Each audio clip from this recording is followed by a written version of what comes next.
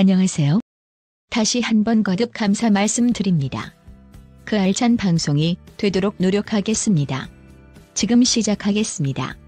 유시민 노무현 재단 이사장은 16일 한 강연에서 조국 전 법무부 장관 관련 의혹을 수사하는 검찰의 수사 행태를 비판했다. 이날 유 이사장은 검찰 수사를 비롯해 조국 전 법무부 장관이 검찰 조사서 행사한 진술 거부권, 조 전 장관의 부인 정경심 동양대 교수가 받는 혐의, 관련한 검찰 수사, 이를 보도하는 언론 행태, 북한 주민 송환 문제 논란 등을 언급하며 거듭 비판했다.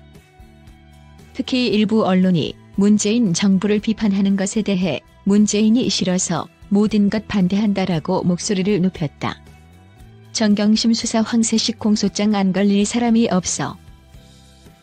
유 이사장은 이날 대구 엑스코에서 노무현 재단 대구 경북지역위원회가 연 노무현 시민학교에 참석해 언론의 역할과 시민의 역할을 주제로 한 강연에서 검찰이 두려우냐는 방청객 질문에 조국 사태를 통해 우리 모두는 언제든 구속될 수 있구나 하는 것을 깨닫게 됐다고 말했다. 정 교수가 자녀 입시 비리와 사모펀드 투자 의혹 등 혐의를 받는 것에 대해서는 유 이사장은 정경심 교수에 대한 공소장을 분석해 다음 주말 릴레오를 통해 공개할 예정이다며 검찰 공소장을 소위 황새식 공소장이라고 비난했다.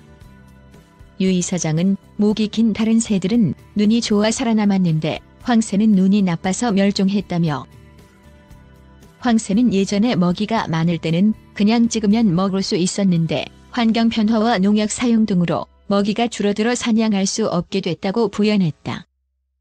정 교수 공소장 내용에 대해서는 공소장에 기재된 15개 혐의가 모두 주식 또는 자녀 스펙 관련 내용이다며 15번을 쪼면 한 번은 맞지 않을까 하는 생각인 것 같은데 이는 눈이 나쁘다는 뜻이다며 검찰 수사 비판했다. 이어 그래서 법무부 차관 한 분은 비디오에 나와도 못 알아보지 않느냐며 김학의 전 차관 사건을 인용해 검찰 수사를 거듭 지적했다. 그러면서 제가 이렇게 강연하고 돌아다닐 수 있는 것은 검찰이 영장을 청구하지 않았고 법원이 영장을 발부하지 않았기 때문이다며, 검찰이 조국 가족을 털 듯하면 안 걸릴 사람이 없을 것이어서 우리는 항상 검찰과 법원에 감사해야 한다고 꼬집었다. 검찰 비판하는 기사 거의 없어 언론 불신의 이유. 언론 행태에 대해서도 유 이사장은 비판의 목소리를 냈다. 유 이사장은 언론은 오보를 내면서도 잘못을 인정하지 않고 있다며, 여론조사를 보면 언론의 역할은 권력에 대한 비판과 견제를 해야 한다는 응답이 50%가 넘어 압도적이지만 정치 권력에 대해서만 집중하고 재벌과 검찰에 대한 비판은 하지 않는다라고 지적했다. 이어 우리 시민들이 언론 보도를 믿지 않는 이유는 언론 자유 때문이 아니다라며, 언론이 모든 분야에 대해 비판과 견제해달라는 게 시민의 요구이지만 하지만 언론은 정치 권력 특히 청와대와 여당에 대한 비판이 주를 이루고 있다라고 주장했다. 그러면서 비판이 정치 권력에 한정돼 있다 보니 불신이 생길 수밖에 없다며, 요즘 조국 사태를 보면 대통령보다 검찰이 더 세다. 그런데 검찰 비판하는 기사가 거의 없다. 이것이 언론 불신의 중요한 이유라고 했다. 문재인 정부 비판 언론 문재인 싫어서 모든 것 반대. 관련해 유 이사장은 나도 취재 때문에 낭패를 당했다. 지금 공안부 검사가 언제 오라고 할지 모르겠다면서 통지서 오면 안 간다고 말했더니 어떤 언론이 교만하다고 하더라. 안 가는 건 나의 권리라고 반박했다. 유 이사장은 진중권 동양대 교수 전화를 받고 덮을 수 있대요라고 말했다는 일부 언론 보도에 대해 앞뒤가 안 맞는 엉터리 기사, 저질 기사라고 비판했다. 조 전 장관이 지난 14일 있었던 첫 검찰 조사서 진술 거부권을 행사한 것과 관련해 황교안 대표는 검찰이 부르지도 않았는데 가서 묵비권 행사했더라. 진술 거부권이라며. 황 대표는 법률가로 진술 거부권 행사해도 되는데 조국 전 법무부 장관이 가서 진술 거부권 행사했다고 비판한다. 정파적 보도라고 비판했다. 샵. 유 이사장은 최근 정부가 북한 선원 2명에 대한 강제 북송 논란에 대해 사람을 16명이나 죽이고 왔는데 여기서 재판할 수도 없고 재판하고 가두면 우리 세금으로 밥을 먹여야 하니까 돌려보낸 것 아니냐라면서 문재인이 싫으니까 그런 거다. 그렇게 받고 싶으면 자기 집에 방 하나 내주고 받으면 될 일이라고 정부 결정을 옹호했다. 앞서 정부는 지난 7일 해상에서 16명의 동료 선원을 살해하고 도주한 것으로 알려진 북한 선원 2명을 판문점을 통해 북측으로 추방했다고 밝혔다. 남측으로 온 북한 주민을 판문점을 통해 추방한 것은 이번이 처음이다.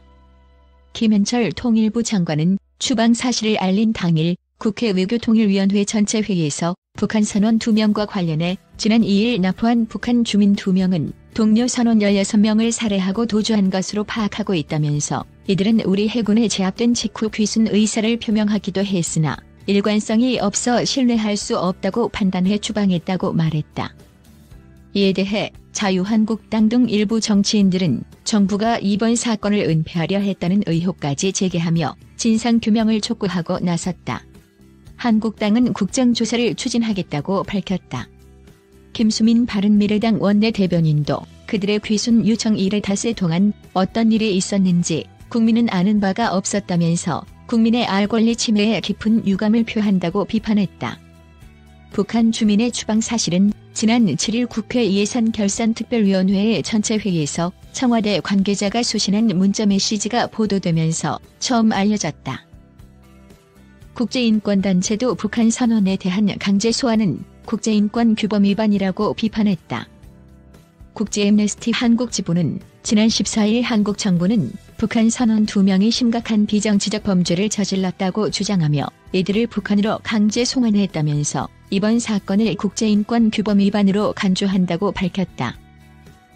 애므네스티는 한국 당국은 이들의 난민 자격 심사를 받을 권리를 즉각적으로 부인했고 난민을 박해가 우려되는 국가로 송환해서는 안 된다는 강제 송환 금지 원칙을 지키지 않았다고 지적했다. 이어 범죄 행위가 있다고 해서 개인의 난민 지위가 자동 취소되는 것은 아니다라면서 범죄 행위는 난민 지위를 반드시 인정하지 않아야 할 이유가 되지 않는다고 강조했다. 그러면서 두 사람의 범죄 행위가 확인되기도 전에 범죄자로 낙인 찍어 북한으로 송환한 것은 공정한 재판을 받을 권리를 포함한 이들의 권리를 부인한 것이라면서 비인도적일 뿐만 아니라 법규를 위반한 것이라고 비판했다.